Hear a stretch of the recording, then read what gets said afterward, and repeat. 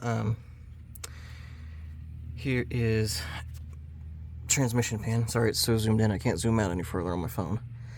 If you're like me, you have and I have an older Tahoe. Sometimes this exhaust gets stuck in place and you can't get it out. All those bolts are in. All those bolts are, and well, one of them came loose, and then the bolts down here at this flange right here wouldn't come out. So you can't get the pan out, or you're not supposed to be able to get the pan out that way. There is a way you can get it out. It's really freaking difficult, but you can do it.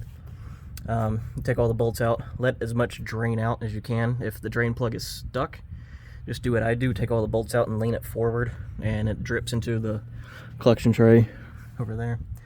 Have something on the ground underneath to catch all this oil. In this case, it's old carpet that I'm not using.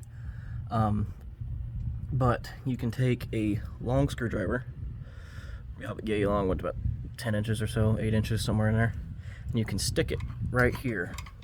Where is that? There you go. Between the pan and this bracket right here, that's your shifter bracket. And you can go up here and you can push, and see how it bends? You can push it back, and you only really need to go back literally like 1/3 of an inch, not even a full 1/2 inch. And the pan from then will drop forward, and you can pivot it to where this corner on the front passenger side is gonna come below this shield.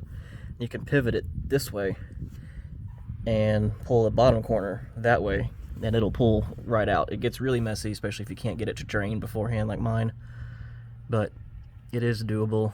It is difficult, but it's doable.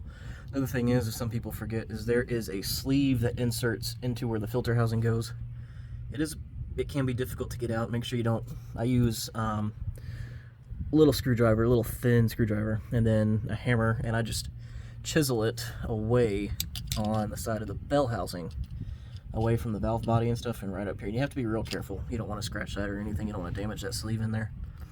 But once you get it bent up out of shape, you can use just a pair of small needle nose, get up in there and pull it out. So yeah, I figured I'd just let you guys of the Chevy Tahoe Overlanding Camping Group know. I know it's not really part of main group discussion, but it might help somebody.